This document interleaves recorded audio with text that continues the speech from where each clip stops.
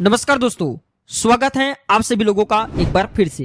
होली और चंद्र ग्रहण दोनों एक दिन किस समय पर होगा दहन, सूतक काल कितने बजे लगेगा और ग्रहण का समय क्या है, आइए इस वीडियो में जानते हैं। दोस्तों आपको बता दूं कि इस बार होलिका दहन 24 मार्च की देर रात्रि तक किए जाएंगे। और दोस्तों फाल्गुन माह की पूर्णिमा जो तिथि है 24 मार्च को 9:54 में ये शुरू होगा। तो आइए सारी जानकारी इस वीडियो में बताऊंगा, वीडियो को ध्यान से देखना है, ध्यान से सुनना है। तो दोस्तों इस बार चंद्र ग्रहण होली पर लग रहे हैं और दोस्तों ये किस राशि पर लग रहा है तो ये भी मैं आपको बता दूं, ये कन्या राशि पर विराजमान रहेंगे और होलिका दहन पूर्णिमा के दिन होता है। क्योंकि दोस्तों भद्रा का साया भी इस दिन देखने को मिलता है, तो मैं भद्रा काल भी बताऊंगा। भद्रा के समय में भूल करके कभी भी होलिका दहन नहीं करना चाहिए, अन्यथा बहुत ही ज्यादा नुकसान होता है। क्योंकि दोस्तों भद्रा के प्रभाव से रावण जैसे बच नहीं सके तो हम साधारण मनुष्य हैं। तो कब होगा होलिका दहन? तो 24 मार्च की देर रात्रि तक होलिका दहन किए जाएंगे। पूर्णिमा तिथि जो प्रारंभ होगा 24 मार्च को 9:54 में और ये जो समाप्त होगा 25 मार्च को दोपहर 12:29 में। तो 25 मार्च को क्या करेंगे? 25 मार्च को दोस्तों रंग उत्सव हम सब मनाएंगे। अब जानते हैं भैया चंद्र ग्रहण के बारे में।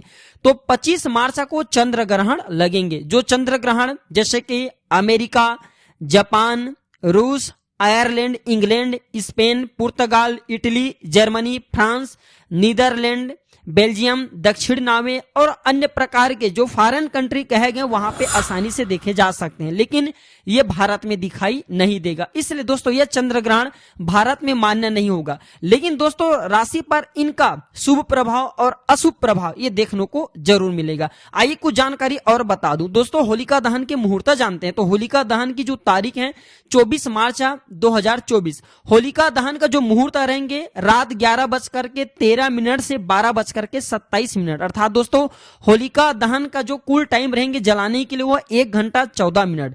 भद्रा का जो पूछ रहेंगे दोस्तों शाम 6:33 से 7:53 तक और भद्रा का जो मुख काल रहेंगे 7:53 से 10:06 तक।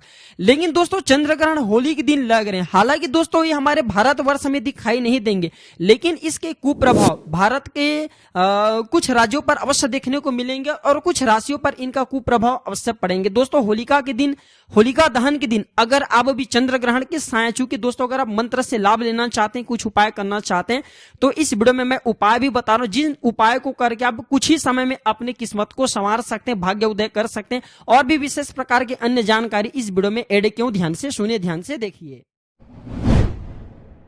देखिए मैं आज जो वीडियो बना रहा हूं इस वजह से बना रहा हूं, सारी जानकारी विस्तार से बताऊंगा।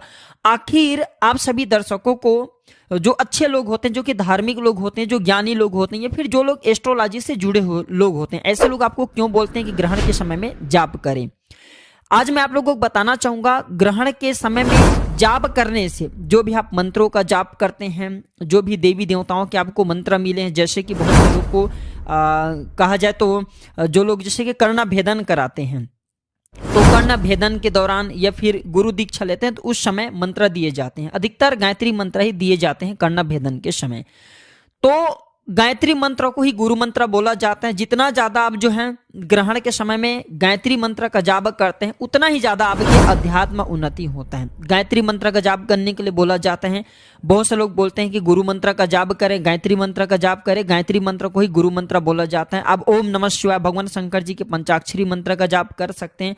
बहुत से लोग आपको सलाह देते होंगे कि महामृत्युंजय मंत्र का जाप करना चाहिए, क्योंकि महामृत्युंजय मंत्र ग्रहण के दुष्प्रभाव से हमें बचाता है, ग्रहण के प्रभाव को समाप्त करते हैं। तो आखिर हम मंत्र जाप क्यों करते हैं, ग्रहण के समय में जाप करना क्यों जरूरी है, तो मैं आप सभी दर्शकों को बताना चाहूंगा। ग्रहण के समय में मंत्र, जो भी मंत्र का जाप करते हैं, कोई भी सभी आप मंत्र उठा लीजिए, तो उनके सीधा ऊर्जा का प्रभाव, आप जो जाप करते हैं आपके सीधे जाप, जो भी देवी देवता के मंत्र जाप करते हैं वहां तक के सीधा पहुंचते हैं। मान के चलिए आपने भगवान शंकर जी के ओम नमः शिवाय मंत्र की जाप करना ग्रहण के समय में शुरू किए, तो ओम नमः शिवाय आपके द्वारा जो निकल रहे ध्वनि मंत्र से वह सीधे भगवान शंकर जी तक पहुंच जाते हैं और आपके मंत्रों के कारण जो ध्वनि भगवान शंकर जी तक पहुंचे और आपने जो भगवान शंकर जी से गुहार लगाए, आपने भगवान शंकर जी से जो आपने प्रार्थना लगाए, तो वह प्रार्थना तत्काल पूर्ण होते हैं। क्योंकि ग्रहण के समय में देवी शक्ति और असुरी शक्ति ये दोनों शक्ति विद्वान हो जाते हैं। संसार में सभी दर्शकों को बताना चाहूंगा, जितने भी देवी देवता हैं वहां तक पहुंचने के लिए पुंज स्थापित किए गए।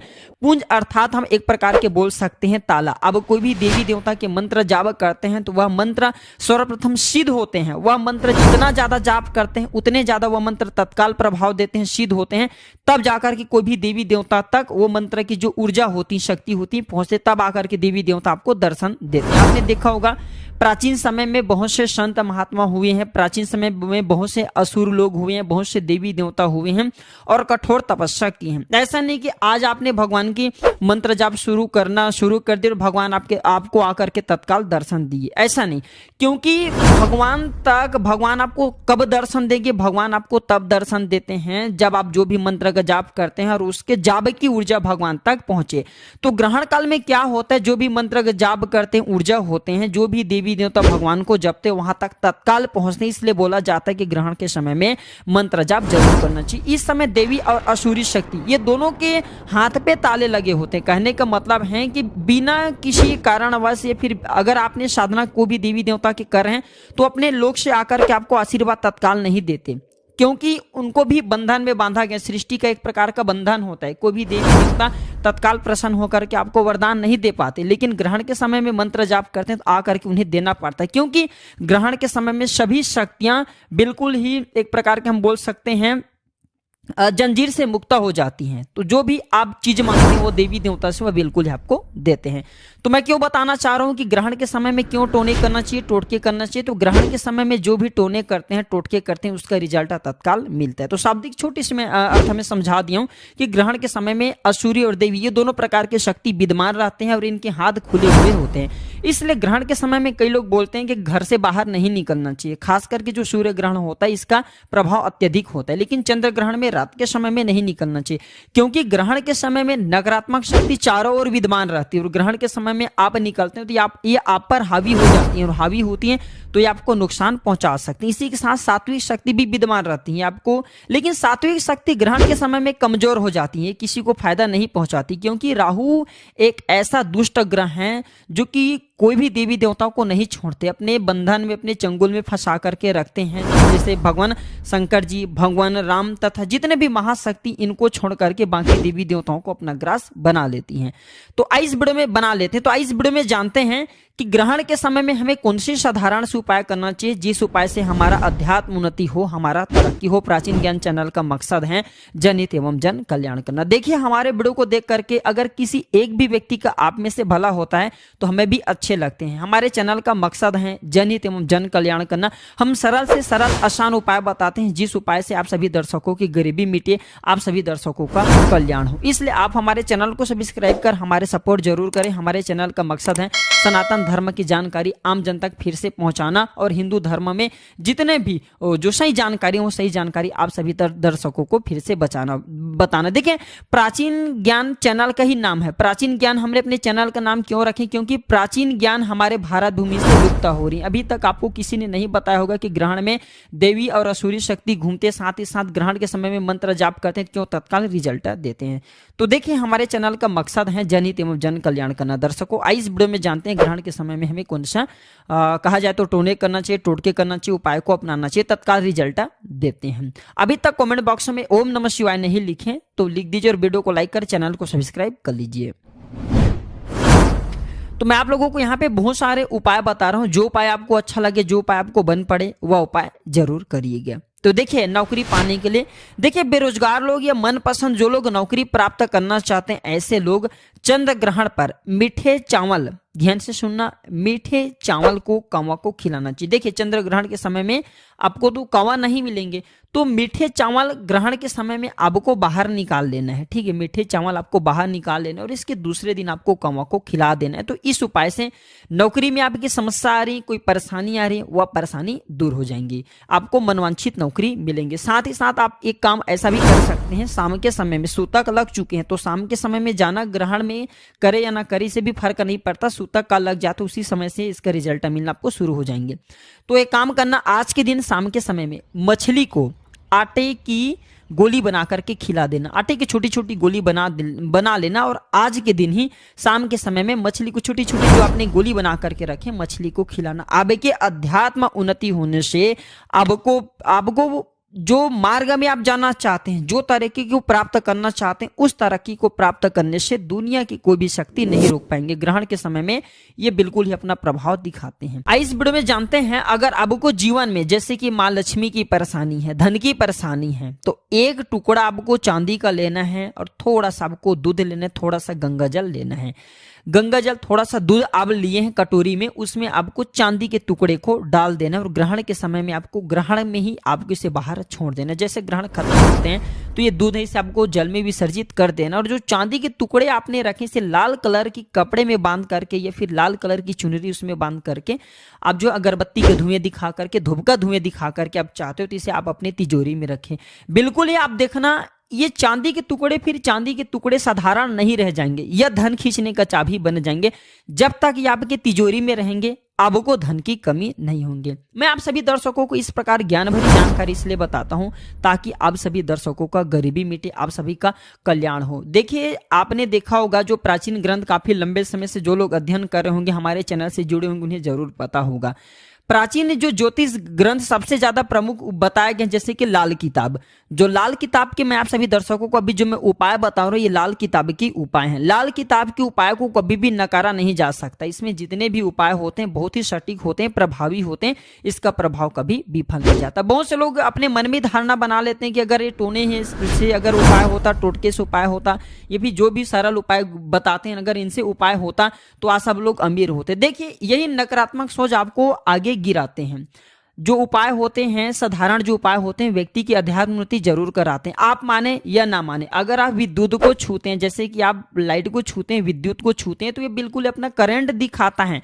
आप लाइट को माने या ना माने, विद्युत को माने या ना माने, लेकिन वो अपना प्रभाव बिल्कुल ही दिखाता है, आपको झटके मारेंगे। उसी प्रकार जो सरल उपाय होते हैं ये बिल्कुल ही अपना प्रभाव दिखाते हैं, आप माने या ना माने। आप आग में हाथ रखें, बिल्कुल ही आप जान करके रखिए या अनजान में रखिए, आपके हाथ जलेंगे। उसी प्रकार जो सरल उपाय होते हैं, आप माने या ना माने, लेकिन सरल उपाय को कर लेते हैं तो बिल्कुल ही आपको इसका रिजल्ट मिलते हैं। लेकिन अगर सच्चे मन से पूरे विश्वास के साथ करते हैं तो इसका रिजल्ट और भी तीव्र वेग से मिलते हैं और भी तीव्र प्रभाव से मिलते हैं।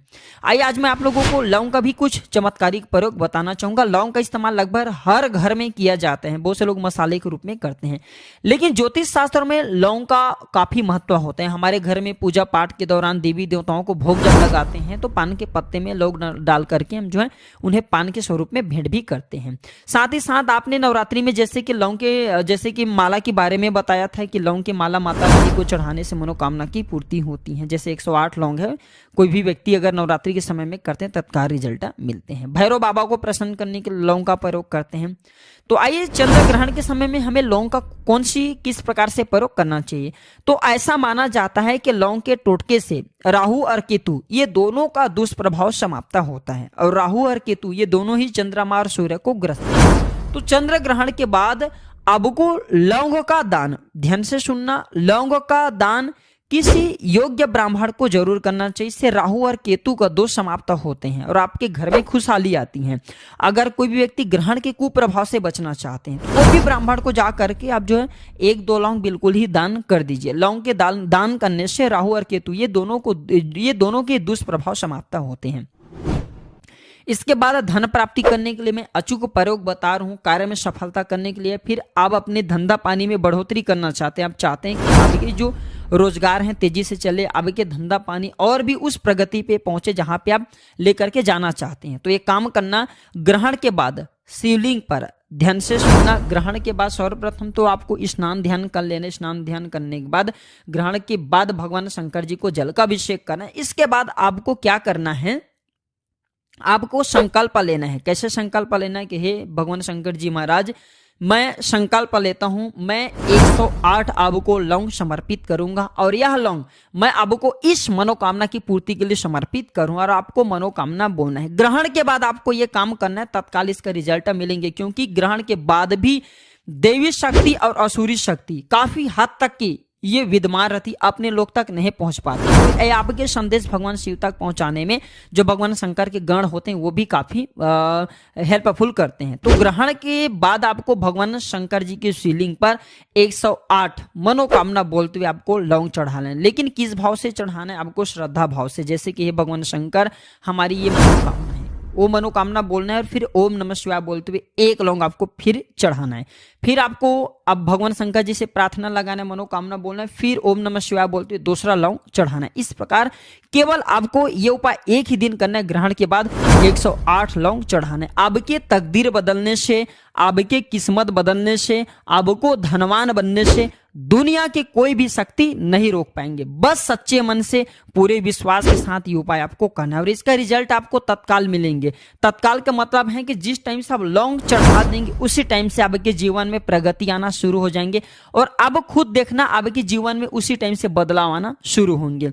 साथ ही साथ अगर आपको भारी भारीपन लगता है या आपने या फिर किसी ने आपके जैसे कि किस्मत को बांध दिया, आप आगे नहीं बढ़ पा रहे, बहुत सारे ऐसे होते हैं ना, तो इन सारे चीजों से भी आप छुटकारा पा जाएंगे। आपके शरीर रोगग्रस्त रहते हैं, रोगग्रस्त भी दूर हो जाएंगे। जो लोग रोगी रहते हैं, बहुत ही लंबे समय से बीमार है, ऐसे व्यक्ति ग्रहण के बाद भगवान शंकर जी के शिवलिंग पर अगर गंगा जल है या फिर सादे जल है उसमें थोड़ी सी इत्र की बूंदे डाल देते हैं या फिर इत्र की 4 से 5 बूंदे डाल करके शिवलिंग पर अभिषेक करते हैं, तो जो लंबे समय से बीमार पड़े हैं ऐसे व्यक्ति की जो बीमारी है वो भी दूर हो जाते हैं, ऐसे व्यक्ति स्वस्थ हो। तो आज की जानकारी पर समाप्त करता हूं। दर्शकों, यह जानकारी कैसा लगा हमें कमेंट सेक्शन में जरूर बताइएगा और ओम नमः शिवाय लिखना ना भूले। धन्यवाद, नमस्कार, ओम नमः शिवाय।